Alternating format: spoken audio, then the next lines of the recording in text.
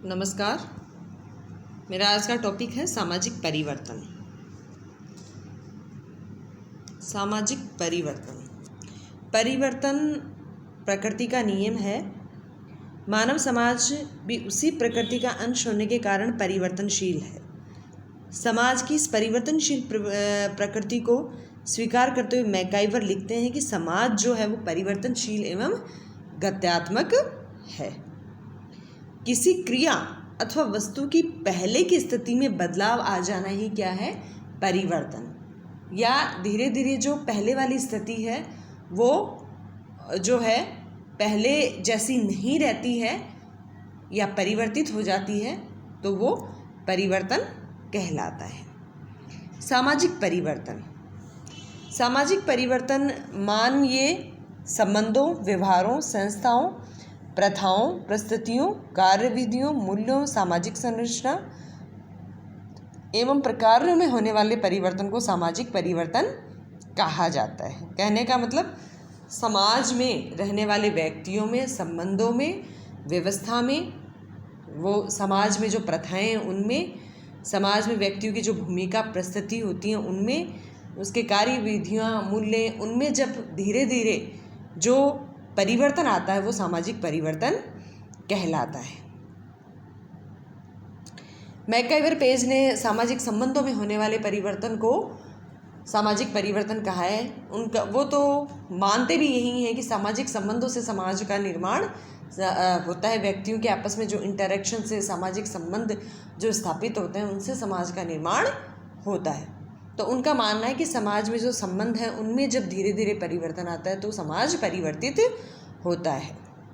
Next, Johnson ये मानते हैं कि सामाजिक ढांचे में जब परिवर्तन होता है, समाज के स्वरूप में, उसके ढांचे में जब बदलाव आता है तो समाज परिवर्तित होता है। एक अन्य विद्वान हैं जेनसन ये कहते हैं कि सामाजिक परिवर्तन लोगों के कार्य करने के तरीकों व विचार करने के तरीकों में होने वाला रूपांतरण है।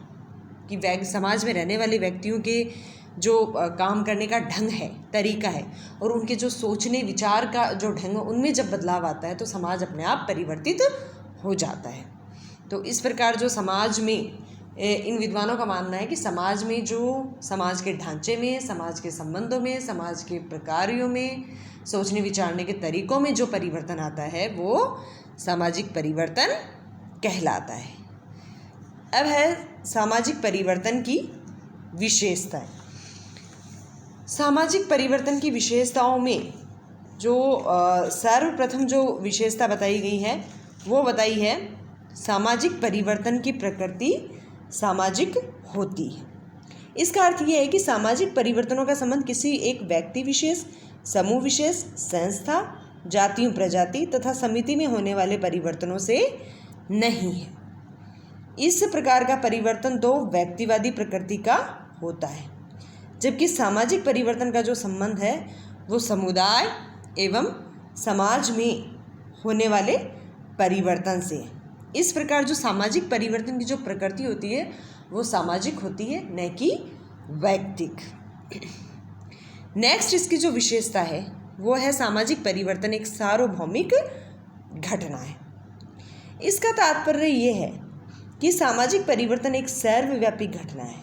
ये सभी समाजों एवं सभी कालों में पाई जाती है। मानव समाज के जन्म से लेकर आज तक इसमें अनेक परिवर्तन हुए हैं और आगे भी होते रहेंगे। परिवर्तन कभी रुक नहीं सकता है।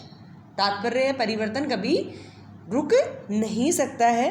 मानव इतिहास में कोई भी ऐसा समाज नहीं रहा है जो परिवर्तन के दौर से न गुजरा हो। इस प्रकार परिवर्तन है वो सार्वभौमिक घटना है। नेक्स्ट है सामाजिक परिवर्तन अवश्यंभावी एवं स्वाभाविक है। प्रत्येक समाज में हमें अनिवार्य रूप से परिवर्तन दिखाई देता है और यह एक स्वाभाविक घटना है। परिवर्तन प्रकृति का अटल नियम है। यह समाज की प्रकृति का एक अंश होने के कारण समाज जो है वो प्रकृति का एक अंग होने के कारण परिवर्तन से बच नहीं सकता है। कई बार हम परिवर्तन का विरोध करते हैं, परिवर्तन के प्रति हम क्या है अनिच्छा प्रकट करते हैं, फिर भी परिवर्तन को हम रोक नहीं सकते क्योंकि ये अवश्यंभावी है, स्वाभाविक है और कभी ये परिवर्तन जानबूझकर नियोजित रूप से लाए जाते हैं तो कभी स्वतः ही ये उत्पन्न होते हैं। मानव की आवश्यकताओं की पूर्ति और इच्छाओं परिस्थितियों में परिवर्तन होने पर समाज में परिवर्तन होता है। चौथा है, सामाजिक परिवर्तन की गति जो होती है वो असमान होती है तथा तुलनात्मक होती है। यद्यपि सामाजिक परिवर्तन सभी समाजों में पाया जाता है, फिर भी सभी समाजों में इसकी गति है वो असमान होती है। आदिम एवं पूर्वी समाजों की तुलना में आधुनिक समाज एवं पश्चिमी जो समाज हैं उनमें परिवर्तन की गति तीव्र है। यही नहीं, एक समाज में भी उसके विभिन्न अंगों में परिवर्तन की गति में भी असमानता पाई जाती है। भारत में ग्रामीण समाजों की तुलना में शहरों में परिवर्तन शीघ्र होते हैं। ग्रामीण कई सालों तक ग्रामों में कोई परिवर्तन नहीं देखने को मिलता है, लेकिन शहरों में जो है आए दिन नई नई बिल्डिंग्स खड़ी हो जाती हैं, नई नई फैसिलिटीज़ आ जाती हैं, तो शहरों में जो परिवर्तन होता है वो ग्रामों की तुलना में तीव्र गति से होता है। परिवर्तन का देश, काल एवं परिस्थिति से घनिष्ठ संबंध है। एक देश की तुलना में दूसरे देश में और एक समय की तुलना में दूसरे समय में तथा एक परिस्थिति की तुलना में दूसरी परिस्थिति में परिवर्तन की गति क्या होती है, भिन्न होती है। नेक्स्ट है, सामाजिक परिवर्तन एक जटिल तथ्य है।